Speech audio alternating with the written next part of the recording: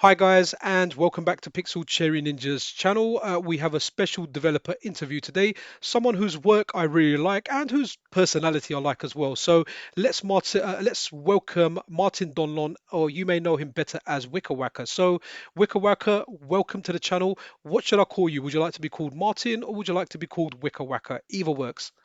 Thank you for having me on here. Just Martin is great. Martin is cool. Okay, cool. All right. So, Martin, do you want to tell us a little bit about yourself before we get into the questions? You know, what you've done, what you like, what you dislike, and then we'll just fire away with the questions. Yeah, sure. I am professionally, I'm a software developer. I live in Los Angeles, in California. I'm from Ireland originally. I came here about 20 years ago, and kind of I think probably the last 3 years, I suppose, I've been working on kind of MiSTer and retro related stuff. I started kind of just messing around with some of the core MiSTer stuff about 3 years ago. Got my own little setup. Kind of liked that experience after trying to set up a bunch of emulation boxes in the past. I kind of liked the I don't know, it's simple and it just works, and there's less options to screw around with. And then I started adding a bunch of options to screw around with. So the first thing I ever did on MiSTer was uh, add in the shadow mask support based on some work that some other people had done, which and made it configurable with people could create their own shadow mask files. And then after that, I did some work to get the adaptive scan lines working on in the scaler. And I never thought I would actually get into core development. Like I saw the work people was doing, and it seemed so incredibly daunting. Like I was just making changes to existing stuff that was there, and the idea of like sitting down with a blank text editor and starting to work on a entire core and trying to understand things just seemed so incredibly out of reach to me. And but then I don't know why I started on it. I think because I found that there was schematics for it online. I started looking into the Irem R-type core, and started working on that. I had some help from um, oh my god, who did I get help from? Ash. Ash helped me out. Electron Oh, Ash helped me out. He oh, has like he's a cool. base. He's a very Yeah, nice guy. no, he's great. I like Ash because he's not afraid to start things, and I'm often afraid to start things. Like I find it daunting to just have another project on my plate, and he seems completely unfazed by that. So he will start 1,000 things, rarely finishes them, but I can't fault him for that. Um, but yeah, he had a kind of working. He had like a little bit of a booting up. In kind of the Verilator like test bench framework. Um, so I took that and started working on it and adapting that and just kind of having that base of like, hey, this is kind of almost something was a nice starting point.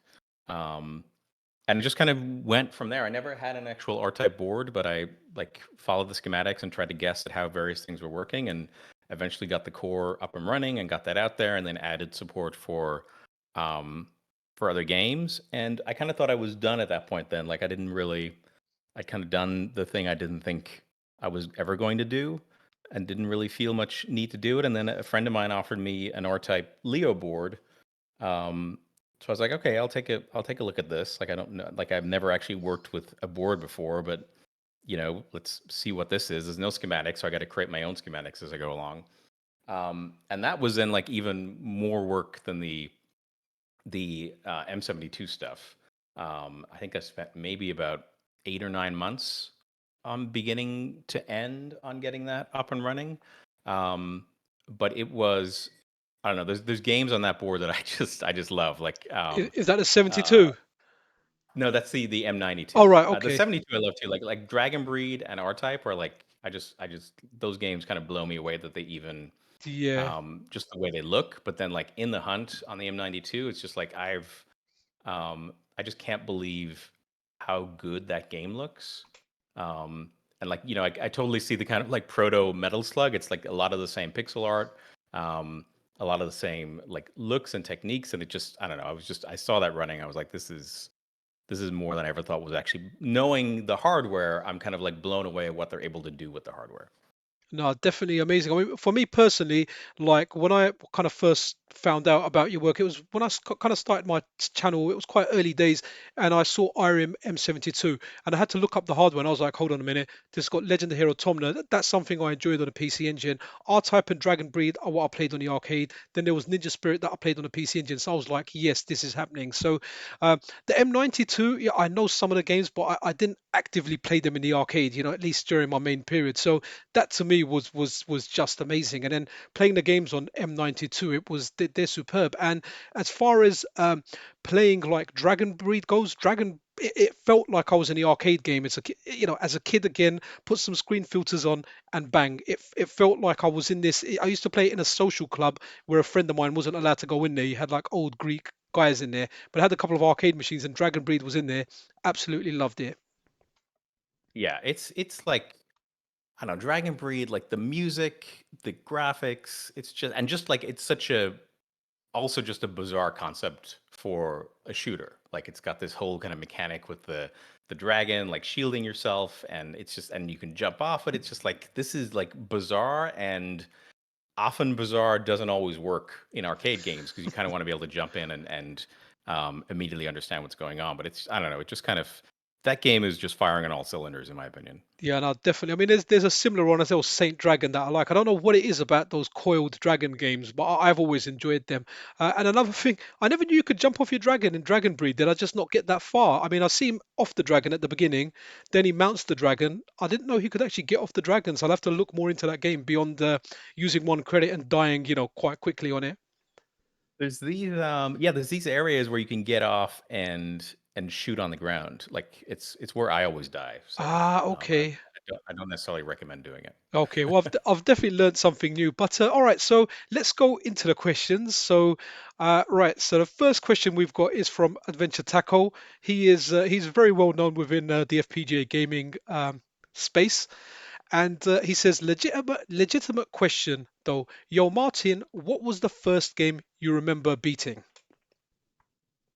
Um, the first game I remember beating was I'm trying to think which one it was. I think it must have been Attic Attack on the ZX Spectrum. Ah, okay. Um, when I was how old was I? I was probably 7 or 8 years old, and my cousin came to live with us. He came from Birmingham, and he was moving to Ireland, so he stayed with us for a few months. Ah, okay. And he got to sleep in my bedroom. And as a reward for that, he also brought a Spectrum with him and a bunch of cassettes, and showed me how to use it. So that was kind of my first home computer. Was a like rubber keyed 48K ZX Spectrum that I played a bunch of games on and started doing my first programming on. And Attic Attack by I think it was Ultimate Play the Game was the first one I ever actually finished. And like it was a simple short game. I think you could memorize the entire path through the whole thing. Oh, nice. I mean, the Spectrum was very, very big here. I had the Commodore 64, but Spectrum was definitely more popular. Like I remember playing games on it. I remember the 48K. I just love how it looked. It was so small and it looked brilliant. And then you had like the richer kids that had the 128K with the cassette deck built in. I don't think I ever saw the disk drive version, or at least I didn't know anyone that had it. But that's interesting to know. And sorry, where was that? Was that in the USA or were you in Ireland? I was in Ireland at the time, so that Oh, was in Galway in Ireland. okay, okay. Is that your origin island? Then you moved to the USA. Yeah, I moved to the US when I was about 20 years old. Okay, okay. You've definitely lost a lot of the Irish accent. Then I would have never guessed. There's no hint of Irish in there. Um, and also, I grew up in Irish. A lot of my best friends growing up were Irish. I don't see so much of them anymore, but I kind of grew up around the Irish household, so I know about the big portions of food. I was never able to finish one. Yeah, my wife is very disappointed that I don't have any trace of an Irish accent anymore, but it's just the way it goes, I It is guess. this you're subject to your environment. So if you've been there a long time, you just kind of adapt. But yeah, man, Irish people just real nice people, man. I literally I grew up in Irish households, man. Like Awesome. But all right, let's go over to the next question. So this now is from Mad Stalker 80, and he says, will Martin do an Irem 107 core? Which I've just had a look at on System 16. It just shows that there's Aerosol, also known as Fire Barrel, Dream Soccer 94, and World PK Soccer. So there's not a lot on there. But is that something you're ever interested in working on? There's not a lot on there. I have a board. I bought it from a guy in the UK that was actually selling it at a really reasonable price. So I was happy to buy it. Sometimes these things are very overpriced. It's in really nice condition. It's very similar to the M92. It's like you would almost confuse the boards if you looked at them because they're so similar. I think there's just a few changes to how it works. It is an additional background layer. I think it can support some more sprites, and I think it can support a larger color palette. Um, but it's very similar. So I have one here. I'm planning on at some point either adding support into the M92 core for it or making a separate core. I just need to work out how they've kind of replaced probably like two custom chips and a bunch of logic on that board. They've replaced with like just two very large custom chips. So I need to work out um, how that new big large custom chip works. And that should be, I don't know. It's really for me. It's just starting on that. It's like putting that board down on my desk and getting out the oscilloscope and the logic analyzer and dedicating myself to actually tracing out what I need to trace out and spending, however many hours it takes. It's kind of the same with I have the M90 board on my desk right now, which is mainly Bomberman. Um, and it's kind of a weird hybrid between the M72 and the M92. Um, and it's definitely, you can look at it and say like, oh, this is like they've worked out how to cost reduce this down to a much simpler board that can play these simpler games. So I want to kind of get that one done before the M107, mainly because the M90 board is a loner. But it's just really, I need to get my head around starting these things. I've been distracting myself with other projects for the last 6 months. Oh no, you might need to give Ash a call then, yeah? Get you started. Yeah, yeah. If you could just give me that little push start, that'd be great. No worries. Okay, so the next one we've got here is from SN Kev or SNK Kev, who's a regular on the channel. He says, "What resources do you recommend to learn and take the first step towards developing cores for it at for developing FPGA cores, for example? What books, websites, or types of programming languages for reference?" So I know there's some books that people recommend. There's like I think there's something like a guide to video games in Verilog, and there's a few other ones. I didn't start with any books. I still don't have any books on FPGAs.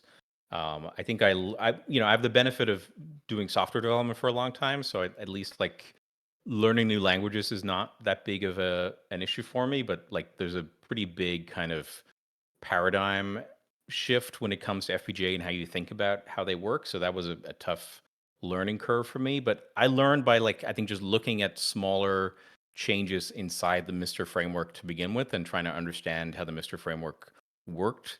So a lot of just kind of like learning by example and a lot of Googling. Like I didn't have any book, but I would just like, I just Google, how does this work? What does this do? How do I do this in Verilog? How do I do this in VHDL? And just learned that way. So I think it was just really learning through trial and error and looking at existing examples. Okay, I think for S and Kev anyway, I think Pramod recommended some books, so I'll put those in the description anyway because they seem to be quite good books for beginners. So Yeah, we'll there's books, and then there's also there's a there's a YouTube. I think it's still ongoing with Mr. Retro Wolf. I think does a series on development, which I think is also pretty good. Cool. Yeah, no, I'll speak to him sometimes. So yeah, I'll link that in the description as well. So SN Kev, there will be some resources for you. Right, moving on to the next question. But what's really bad about this YouTube stuff is when I'm doing here, rather than giving me the username they choose, it gives me their handle, and sometimes there's handles here. cannot even try and read, but I'll try. Juan Ramon Rido Ferrer. Okay, if I got that wrong in any part, I apologize. But they're asking, after PS1, Saturn, and Nintendo 64 cores, where do you think the Mr. Scene effort will be concentrated?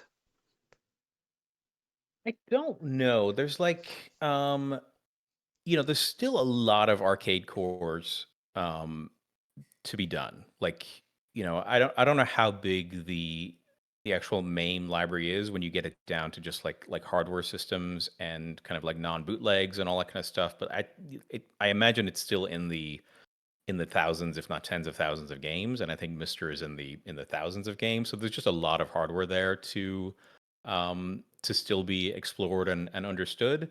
Um, so I think that's just going to be a continued development, probably for years, if not decades to come.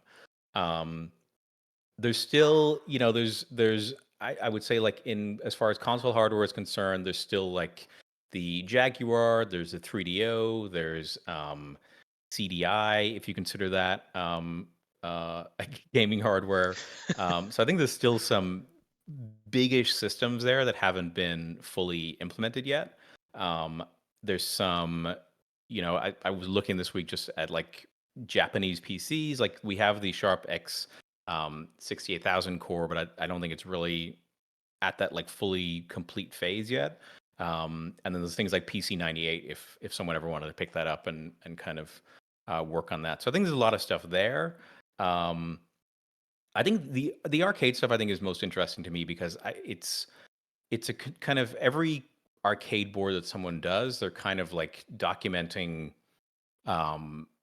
like chips and hardware as they do that. So the the kind of like the library of components that exists continues to grow and grow. It's like when um with the kind of like like having that CPU implementation for the midway cores unlocks a whole bunch of additional arcade hardware that's built on that same CPU.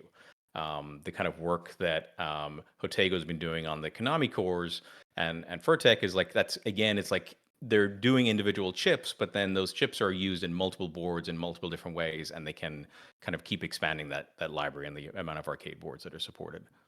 Ah, okay. I mean, for me personally, the reason that made me buy it and the reason that made me go out and get a Mister was arcade cores. Like a friend of mine told me about it. He was telling me, "You got to get it. You got to get it." I was like, "Look, dude, I'm actually all right with software emulation. I use Run Ahead on RetroArch." And then I went around this house. I played Super Street Fighter 2 Turbo on his Mister, and it was the only time outside of the arcade it felt like the arcade, and I got it. So for me, because when I was growing up, you had like the Super Nintendo, the Mega Drive, and whatever games we had, they were always inferior to their arcade counterparts. So the Mister kind of fulfills that gap for me. I don't have the arcade hardware. I wouldn't even have the storage or the space to put an arcade in my house. So the Mister just gets me those. So for me, definitely about arcades, man. Everything else I like, but it's secondary. Yeah, like I got into right when I got my MiSTer, I think it was around the time like the CPS cores were coming out. And I kind of had the same experience. Like I'd played Street Fighter on MAME in the past. I'd played it on, MAME on Raspberry Pis and on emulators on PC and stuff. And it just like I don't know, it never quite felt authentic to me. But then like seeing those cores all running on the DE10 was like, oh wow, okay, this is like there's a lot of power in here. There's a lot of things that can be done. Most definitely. Okay, let's have a look at the next one. So, know the folk 9355. Does Martin have a plan of implementing picture sizing for his core? I don't know what picture sizing is. Neither do I. I think it might be. Um, I think in some of Hotego cores he has like scaling for the CRT, so you can adjust the analog video signal um, to be smaller. And like the M72 core, especially like it's got a really weird resolution with like 256 lines, so it rarely displays correctly on any monitor where you don't have um, size adjustments on the different axes. Hmm. The problem with doing that kind of scaling in the core itself is it's never going to look super great because it has to downscale a pretty low res signal. So I've not implemented it and just kind of I've added in like the horizontal and vertical adjustments, so you can usually adjust those games so at least the important play area is visible, and you might miss a little bit of like the high score area and stuff like that. Um, but I haven't really considered doing the actual CRT scaling stuff because I just don't think it looks very good at the end of the day. Okay. Right. Next one we have from Anime Fanful. They say, "Hi Wicker, I love your work that you've done for the MiSTer. Any plans of adding Kengo supports to the Irem M72 core, and any chance of going into the Taito F series of boards?"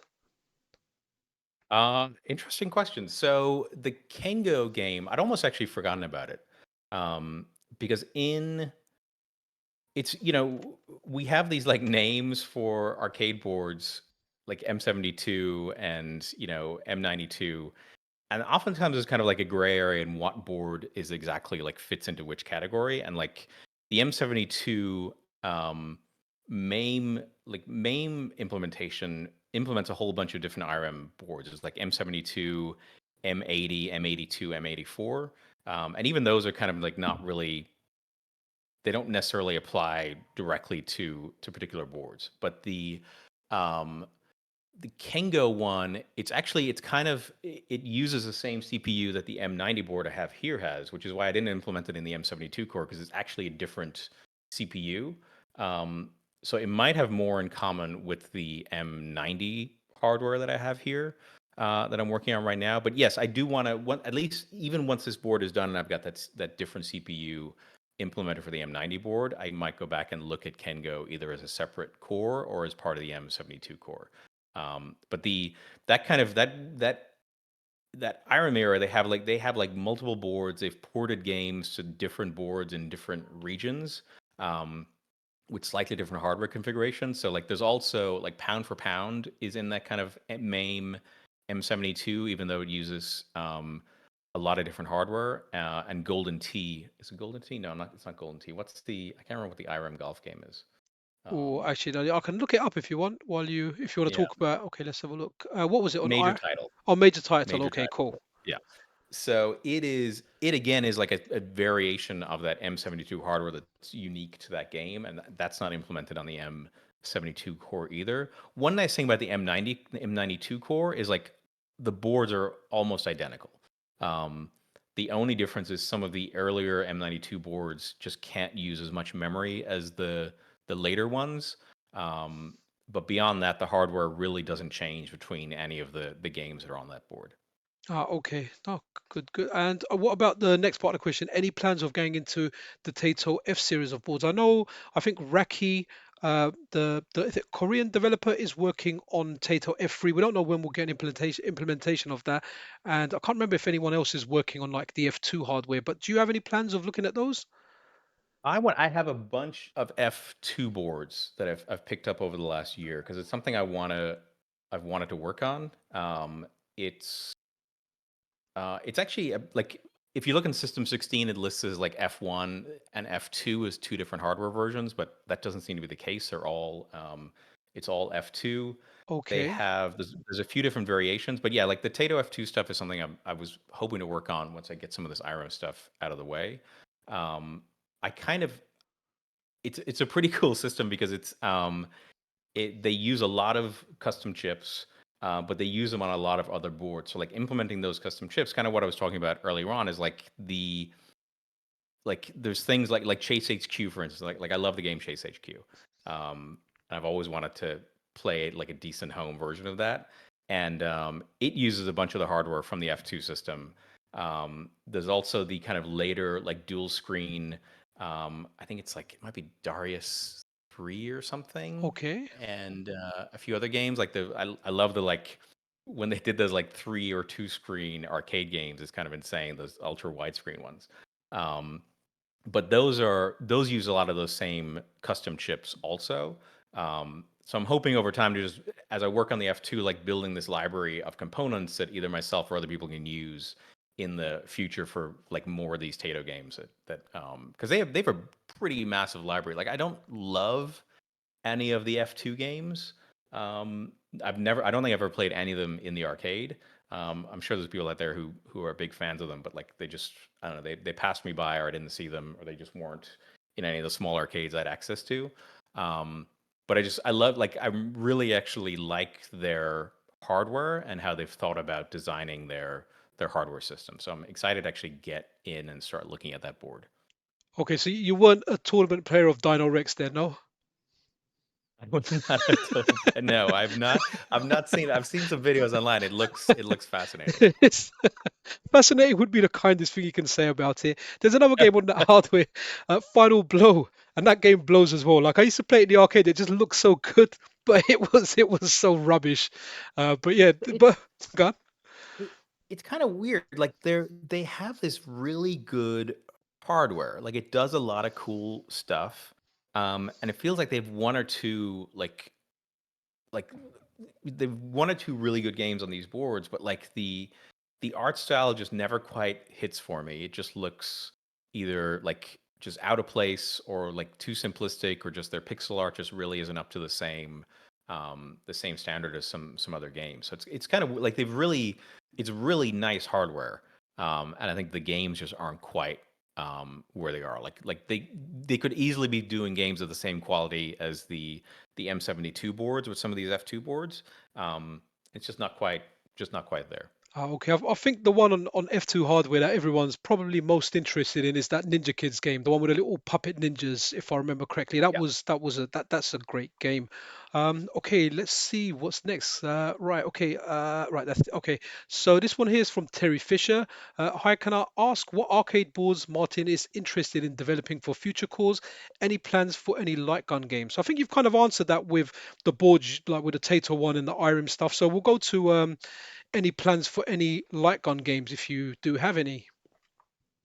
Think so. Like I've always loved arcade light gun games. Like I think like Time Crisis is probably one of my favorite games to play. If I was to really dedicate some space to some arcade hardware at home, I'd love to get like a Time Crisis um setup. And then they're also kind of the most fun like party games to have. Like if you have people over, it's one thing to try to get them to play like a beat 'em up or something, but everyone can point a gun at a screen and shoot stuff and have fun. Um, I just don't like. I don't have a light gun setup myself. I don't have. I'd love to get a gun, one of those gun IOR setups, which would seem pretty fun. But it's not something I really have dedicated much time or attention to right now. Okay, I remember Time Crisis was big when it came out in the arcade because it had the little pedal mechanic. And I remember playing it on like the Mhm. PlayStation and putting a book on like a PlayStation controller and trying to make something similar with the light gun on that. But yeah, Time Crisis, excellent light gun game. It was always too expensive though. It was in one of my in at one of the bars in my university that had a Time Crisis machine, but I think it was like 50 cents or something to play, and it was just like I don't like that's like a quarter of a pack of cigarettes at the time. Oh So wow. Okay. Yeah. So what is it over here? The Time Crisis games, or a lot of the light gun games, Silent Scope, Time Crisis, House of the Dead, they were always double whatever. For example, like your Street Fighter or R-Type was. I guess they were yeah. the premium ones. And okay, so what's the next one? Next one is from Dave Wongillies. Um, do you think you port any of your cores to the Pocket? Okay, that's definitely a question I'm interested in as well. I have Pocket Analog were kind enough to send me like an analog Pocket dev kit. So I have one here. I've been kind of looking at it on the side. I know someone has done some work to port the M72 cores over already. They just haven't gotten them to a releasable state. And someone who I actually like, kind of a friend of mine who I've worked with for a long time, and who lent me the M92 hardware. I had lunch with them a few weeks ago, and they explicitly asked me to do M72 for the Pocket because they want to play Dragon Breed on their Pocket. So whether it's me or someone else, I think there will be some cores of mine arriving on the Pocket at some point in the future. Awesome. And just in a follow up to kind of that, I hear like the JT framework makes it easy to port existing cores over, or it does a brunt of the work for you. So would you be doing a different implementation of that, or will you be using the JT tools that are available for that? I'd be doing a different implementation. Some people have done some work to make it easier to port MiSTer cores over. They've kind of like emulated large parts of the MiSTer framework. So that's probably the path I would take if I was to do it myself. Okay. I think Marcus Jordan, Boogerman's done some stuff to make stuff easier as well. So that's awesome to hear. It's good to hear that we'll be getting some awesome IRIM stuff for the Pocket. Yeah. Okay, and this next one is from Andy Doe. Where okay, I'm going to try and read this. How much wicker could a wicker whacker whack if a wicker whacker could whack wickers? Okay, you can attempt answering that. I don't know. I don't even know where I came up with his name, honestly. Like, and I didn't expect people to actually be saying it out loud R- so often. So it's that's kind of why like I'm more than happy for people to just call me Martin. Okay, cool. But I always thought it had something to do. What was that movie? Was it The Wicker Man? That weird horror where they're all in this kind of weird cult. I thought, okay, is it to do with that? But it was just a random name you came up with then. Yeah, I think I had to when I think it was my first week in university and I signed up for the computer society and they had a Linux server that you could connect to and you had to create an account. So I had to think of I didn't want to just like Martin was already taken. Um and I didn't want it to be something boring like M Donlon. So I thought of some name and used that. Okay, well, it's the Wickerwaka is quite a staple in the FPGA gaming scene. So, and okay, this is Andy Doe's serious question now.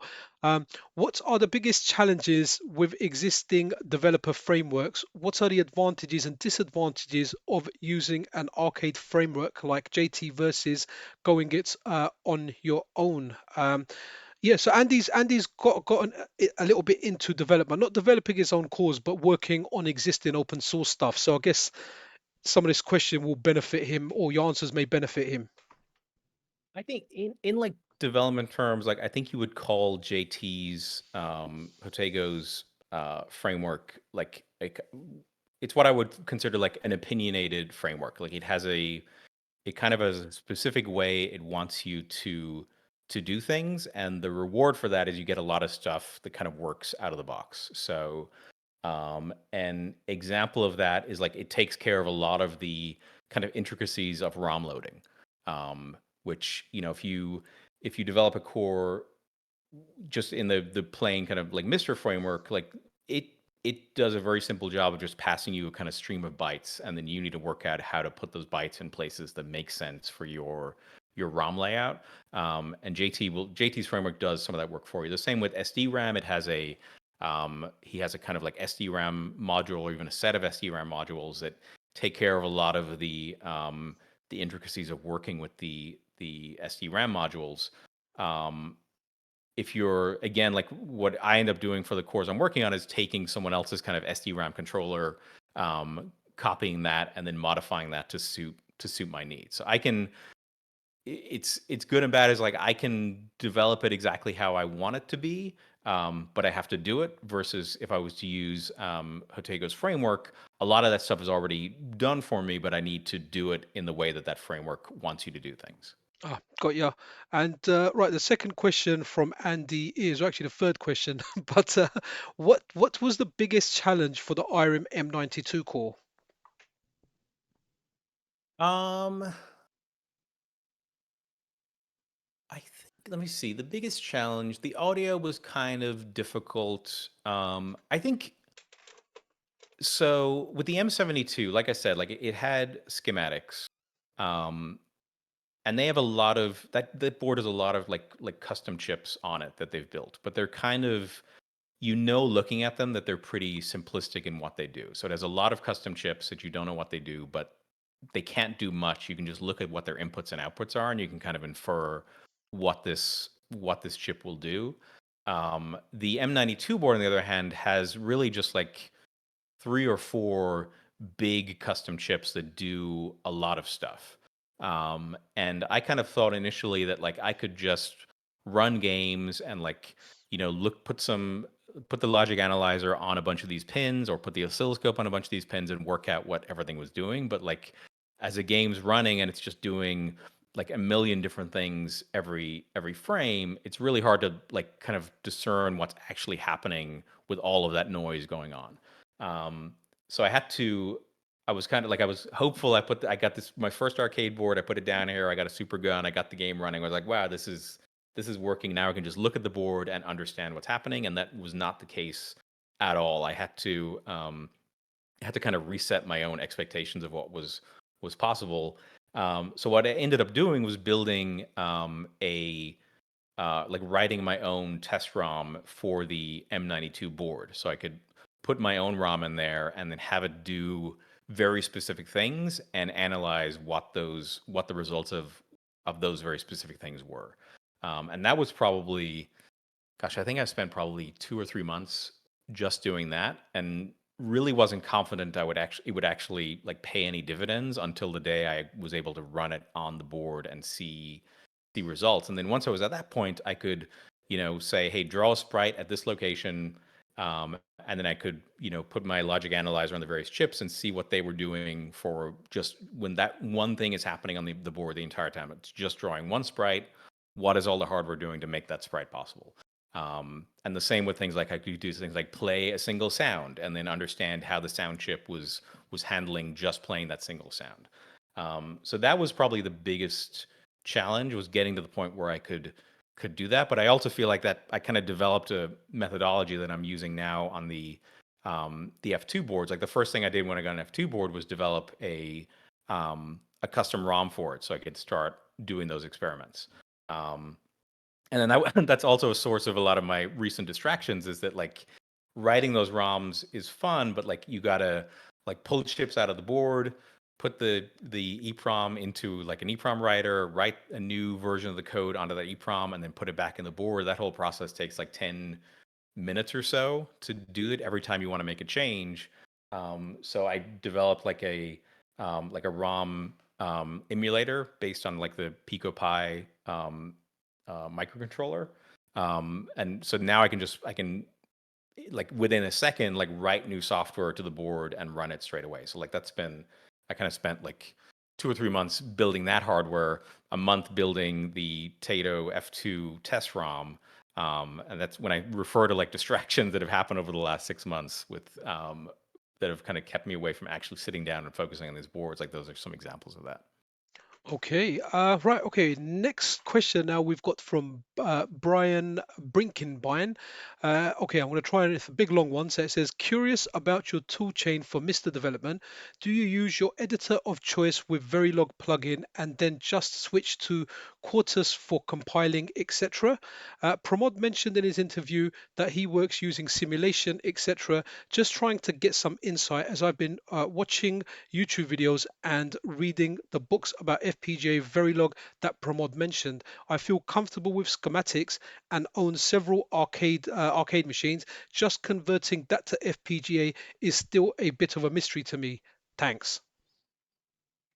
Great question. So um, I kind of do what he describes. I use like Visual Studio Code as my text editor and spend most of my time in there, and then I switch to Quartus for like compilation and debugging with Signal Tap. I don't I don't do simulation all that much. I think it's kind of a almost a personality flaw that I find it really hard to do the amount of kind of like pre-work and building a test framework to do simulation. So I kind of just write, like kind of just run it on the DE10 hardware and try to analyze the problems there. There's been times when I wished I had spent the time to build like a kind of better simulation framework, because a lot of times you can just be staring at a black screen and wondering why nothing's working. And often one of the toughest parts I've found in developing both the cores I've worked on is just getting from that point where you have nothing on screen to just seeing some sign of life that shows you're actually heading in a positive direction. Because there can be literally like days or weeks where you're just making changes, hoping for some positive result and getting nowhere. Um, I think the other part about my setup too is I'm in my home office right now, where my like PCs and stuff are, but I actually spend a lot of time just developing remotely on my laptop, because like a lot of this like just writing code I can generally do anywhere if I don't need to actually like physically look at hardware. And even running stuff, like I use Wizzo's um, remote control software, because it means I can like remote into my Windows PC from my laptop, and write code and compile, and then I can run it and capture it on my capture card and control it using Wizzo's remote control. So I can do everything no matter where I am in the world, or more importantly, in the house, for the most part, which is kind of nice just to be able to pick it up and work on it wherever I am. No, that's cool, man. Wizzo is awesome. I really, really do like his work. They actually sent me an NFC reader. I need to set that up at some point. The guys at work were kind enough to print me a whole bunch of cards. Hopefully, they won't get into trouble. Um, okay, right. So, right, this one. Okay, we're gonna before we do some Star Wars ones. There's a whole bunch of Star Wars questions. I thought I'll add those in there, and then we'll move over to some serious questions again. So, Adventure Tackle again. He says, "What is your favorite movie?" My favorite movie ever, or my favorite Star Wars movie? I think. The question just says, "What is your favorite movie?" And you know what? He's not even put a question mark there. He's put an exclamation mark there. So he definitely needs a lesson in grammar and punctuation. I think what's my favorite movie? We can do Um, both. So favorite movie and then favorite Star Wars movie because I'm a big Star Wars fan as well. I think my favorite Star Wars movie is Empire Strikes Back. Okay, Um, what? Okay, so did you like that as when you were a kid, or did you like that when you were grown up looking back at it? I think I liked it as a kid, but also actually I might be kind of like rewriting my own history, because maybe I probably thought Return of the Jedi was my favorite one, but then that's not cool to think that anymore. So maybe I've kind of changed my mind over the years. I don't know.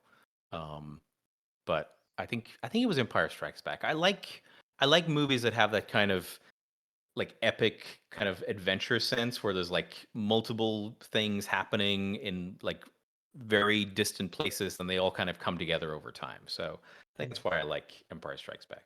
Okay, well, I had exactly the same thing.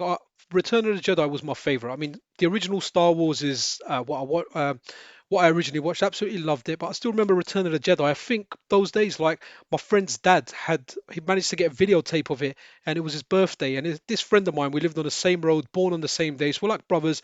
And I watched it there, and that was the one I loved. But growing up and watching the movies again and again, again, as you do over time, I would have to agree that Empire Strikes Back is the best one as far as being a movie goes. But as a kid, it was definitely Return of the Jedi.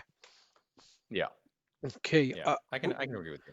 And okay, so right, what we got? We got Concade Gaming. Okay, what is his fascination with Han Solo? Keeping it light. So okay, I I think. I Sorry. I I went to Disney World maybe 7 years ago, I think. Um, and they had this photo booth where you could take a photograph and they would superimpose you on Star Wars characters. And me and my wife took one, and she was Leia and I was Solo, and that's the photo that came out. And then I've just kind of used that photograph for various like profile pictures over the years. Because it's, I don't know, it seems kind of cool looking. It looks And I cool, feel like I man. feel like I blend in pretty well with the Han Solo composite that they got there. I So Definitely, it looks awesome. It looks awesome. The closest encounter I kind of had with that was years and years ago when I was a games retailer. I think I went to like a game show. There must have been a Star Wars game coming out. And they had the stormtroopers with the helmets with that the voice changer on there. So I said to the guys, "Do you mind if I take a picture?" And this is the early days of mobile phones where we had like I don't know half a pixel, megapixel cameras or something. And they told me to get on my knees, man. So I've got a picture of me as a prisoner wearing a Street Fighter Hadouken shirt. I've got no idea what that picture is now. I'd love to find it. But yeah, man, awesome. Don't change that profile picture. It's brilliant. my profile picture for years before this was we went to like the Viking Museum in Dublin, and I put a helmet on, and like that was like before I replaced them all with this Han Solo one. I was just a Viking in a big helmet. So Ah, um, but I'll keep this one for a while, I yeah, think. you got to keep it cool. Right, what's here? Richard Thompson says, okay, right, does Chewbacca do much coding for you? My one of my dogs is actually called Chewy, short for Chewbacca, because Nice. he's like brown and furry. So yeah, but he's next to useless at coding. So Okay. Okay, Richard, hopefully that answers that for you. And if you do find a Chewbacca that can code, then do let Martin know. Um, yes. And here's one from Robbie over at the Discord. The only question that's not from YouTube so far. And Robbie says, "Why does he look like Han Solo?" Okay, I don't think I really actually look like him in real life. It's just the outfit and the chest hair I think really sell it. there you go. Okay, Robbie, hopefully that answered that for you. Okay, so now let's move over some additional questions. So these were put together by a few friends of mine. I was like, okay, I've got the YouTube ones. Let's get some questions. And a friend of mine, he said, you know what? You should always ask this question. And I think this is a good one. And this is a friend of mine that stays away from social media. I really hate it because he does really good podcasts when we used to mess around together. But yeah, he's off the grid. But he says, what was one of your cores or a game that you're still particularly proud of? I think I think the game I come back to and play the most is Ninja Baseball Batman. Um, I think it's such a weird and kind of wacky game. Like, um, it just looks amazing. It's just completely bizarre and zany. And I'm like, of of all the things, I'm like, if there's one game I'd like people to say like, wow, it's cool that this guy like brought this to MiSTer and FPGA. I think it's that game because I think it's so unique, and I think it's kind of a um, underrated when people talk about beat 'em ups because I think it's probably one of the best out there. No, it's definitely very good. I mean, I found that game by accident when browsing like a MAME or a Final Burn Neo list, and I was like, Ninja Baseball Batman, and I was thinking, is this a game with like the Gotham Knight Batman in there? And I was like, okay, this is one of the weirdest beat 'em ups I played, and you can't help but fall in love with that game. It is just so weird and wacky. It's absolutely brilliant, and it was also when you were working on M92, it was probably the game people asked about or talked about the most. It was definitely Ninja Baseball Batman. And I had never seen it or played it. Like I'd never even like accidentally run into it on MAME or something. It wasn't until I started working on the M92 core and people kept talking about this, baseball game, and I was like, is it are people really excited about like a sports game on this M92 hardware when it's got games like In the Hunt on there? And then I realized it wasn't actually. Well, I'm not going to say it's not a baseball game. It's definitely a baseball game, but it's not the kind of baseball game I thought it was. Cool. Okay, and right, who is your favorite core developer, or what is your favorite core? You can't pick your own. Oh, I think it's gotta be Robert, honestly. Like, but I think that's kind of an, an easy answer. Like Game Boy, like GBA, PlayStation, N64. Like it's just kind of insane, honestly, what he's done over the last 2 or 3 years. Um, and like how I don't know, just he how he manages all these people asking him so many questions and for so many things, and just as soon as he has anything running, they're out there testing stuff and doing things. I think he just handles that whole situation like a champ. And I think people kind of they his kind of like positive attitude and like calm demeanor, I think people kind of reflect that back onto him and they behave in a calm and kind of respectful way with him too. So I have just a lot of respect of how he manages um beyond the development work, but just how he manages his relationship with all these people who are kind of like clamoring for the cores he develops. Yeah, no, it's definitely got a very good persona, and I find that with people, some people just have that persona where you're just going to respect them regardless of what, they don't have any nitty gritty stuff. It's just plain and simple. They're just nice people, and they just get that respect off everyone. Yeah, but and going a little bit about Robert as well. When I first got the Mister, I kind of read old posts where people said the Saturn's impossible, the PlayStation's impossible, and I remember while I had the Mister, people were like. Well, people always talking saying N64 is impossible, it can never happen. But here Robert is doing it, and it's absolutely great. I've been testing out the core. It's a lot of fun. It's amazing to see it come over to Mister. Yeah, I know it's been on his mind for a long time, and I think while he was working on PlayStation and kind of really running up against the limits of what kind of various components were capable of doing, um, I think that entire time he was probably thinking in his mind like how he would make N64 work and what the limitations were he would run into. Um, so I think like 'cause I know he loves the N64, so I think he's been I've never seen Robert over the last 3 years say N64 is impossible. I've seen him, quote numbers on what makes it difficult, but he was never one of those people to say it was impossible. Ah, okay. No, no, cool. No, it definitely was. It was just I'm talking like where I heard it was like general talk in forums, any place like that where it's like, no, it can't happen. So I guess in Oh, that way, I've said yeah. it's impossible multiple times. So Okay, well, that's why I see a lot of other YouTube videos where they refer to it as the impossible core. I think that's what Modern yeah. Vintage Gamer called it. Video Game Esoterica has been calling it that recently as well, which I think kind of fits because it goes against what all the critics were kind of saying about that core coming to Mister. Yeah. Okay, right, here's a question. What are your thoughts on the upcoming Mars project? Now, they just had a weekend at Free Play Florida where they showed off actual a few cores running on it, or a core and a few games working on it. But what are your thoughts about it regarding the project? Is this something you support, or is it something that will just get supported on the fact that all Mr. cores, as Mars have said, will be available to play on Mars on day one? But what are your just kind of thoughts on the Mars project?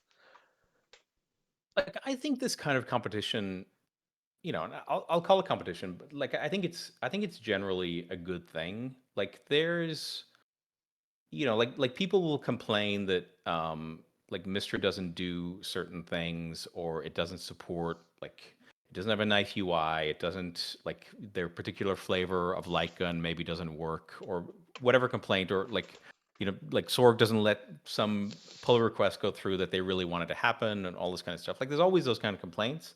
And I think having multiple projects doing the same thing gives people opportunities to kind of experiment and develop ideas in places that might be more open to new ideas, or just have more interest in a particular area. Like I think just knowing some of the people involved, like I think Mars will be more interested in supporting the kind of like arcade crowd. So I assume there'll be some stuff on Mars, either like in just how it works, or in its UIs, or whatever that caters better to arcade systems. And if that's the case, and that stuff proves successful, then some of that stuff will maybe end up landing on MiSTer too. And vice versa. There'll be some stuff that will be developed, some will develop for MiSTer, and they'll be like, wow, this is great. People have tested it, people have played it, and they will port it over to the Mars system. So I think in that sense, I think having multiple platforms is actually a really good and healthy thing for just FPGA gaming in general. And as long as all this stuff is kept open source, then there's nothing stopping anyone from either porting good ideas or testing out new ideas themselves on either platform. I think like I'm I think it's great that they were able to show some cores running this weekend and kind of like stop some of the nonsense around like, is this even a real thing? I do think they have a long way to go just as far as like product development goes. Like we haven't seen scalar output, we haven't seen like a front end UI or like any kind of like OS running on this thing yet. But like it's real hardware. It's got cores running on it.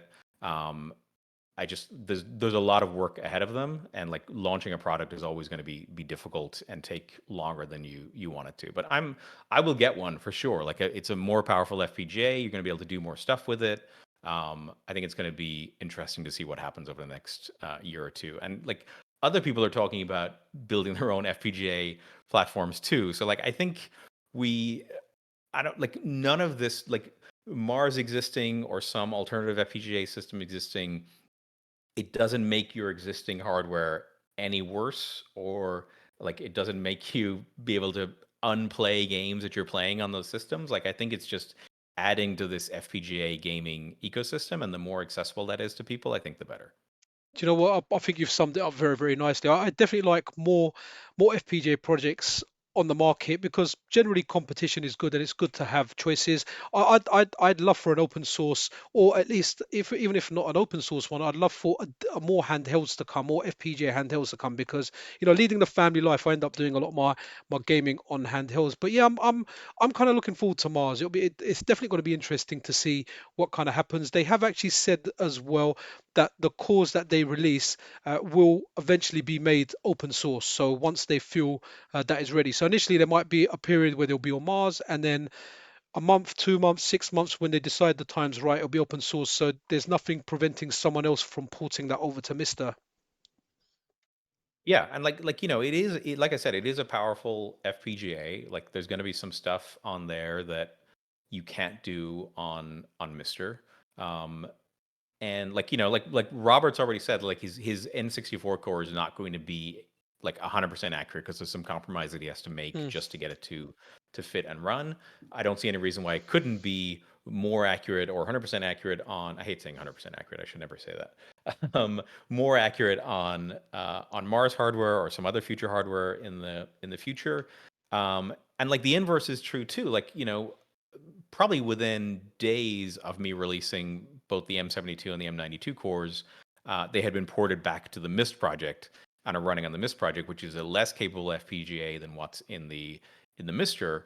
Um, and maybe there's some compromises in those ports. I haven't played them, so I don't know. But like, there's always someone out there who's going to port your core to something else, and the difficult work is really writing the core in the first place, and then porting it to other systems is an easier task over time.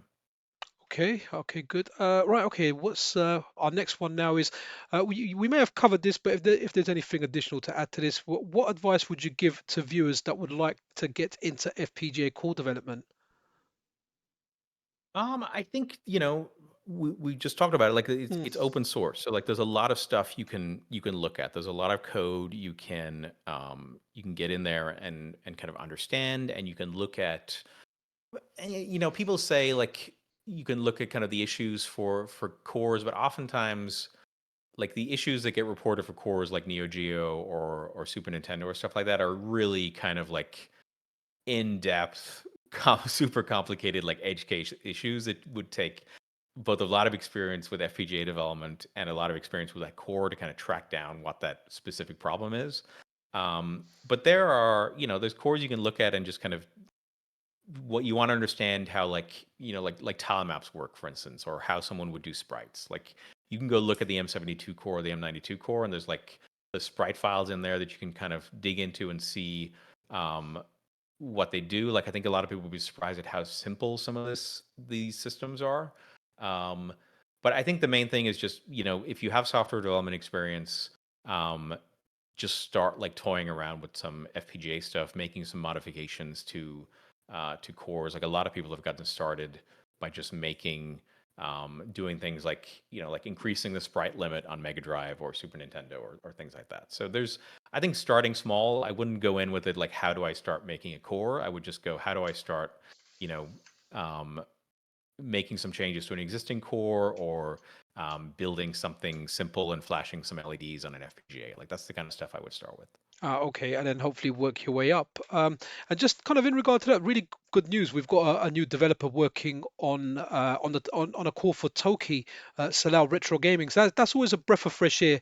When we see new people come onto the scene and they're like, "This is what I'm working on," and that's quite a favorite arcade game of many that Salao Retro Gaming is working on. I'm not sure if you were you aware of that, the Toki, the guy that's working on Toki, Salao Retro Gaming. I was aware of the Toki game. I didn't realize there was such a big fan base for it. So like, and I saw that I saw his tweets about developing. I think he talked about developing it a few weeks ago too. But yeah, that kind of stuff, like finding a game you love and want to see running, and just kind of digging in there, like whether you started based on MAME or schematics or whatever you use to get started. But like, if there's something you care about and you're passionate about, that's going to motivate you more um, than almost anything else. Awesome. Yeah, no, Toki was it was played a lot in the UK. It was a very popular game over here at the time. It just I don't know, it just looked really goofy, really good. It was quite difficult, but it was just a fun game. A lot of people, put money in that game over here. Yeah, R- I think was it on computer systems too? It was, yeah. The Amiga version was quite good. I can't remember what consoles it was on, to be honest. I remember the Amiga version, but I don't know if it was out for consoles. They've actually released. They've done like a Toki remaster kind of thing on the Switch. That's really good. It goes on sale for like really cheap sometimes. Like I think over here it was like less than £2 at one point. So if anyone that's a fan of Toki, definitely check out the Switch version while you wait for the core. It's a lot of fun. Yeah, I'll have to check it out. I'm surprised at how many people are in love with it. Yeah, no, no, it's definitely good. And that kind of wraps it up. Is there anything else you want to add or talk about? I don't think so. Like I really appreciate you just kind of being out here all the time, like working on these videos, like I know you kind of started from nothing, like probably 2 years ago now. I don't know how long it's been. Um, but I think you've kind of built a following and you're consistent, you're out there with informative videos. I think you're doing a great job. Oh, thank you, much appreciated. Yes, I started my YouTube journey. I think it was just over 2 years ago, but I've had the MiSTer for about a year and a half, and that's when I really got into it. I kind of went with the niche because I really started enjoying it and went to it. But thank you. That really does mean a lot coming from one of my favorite developers out there, M72 forever. Cool. All right. Well, guys, that was it. Martin, thank you so much. Honestly, amazing. You're an amazing person. Your work is amazing. All around nice guy. Thank you so much for taking the time out for the interview. And yeah, man, like, thank you. Great. Thank you. Thank you for having me. Cool, dude. Speak soon.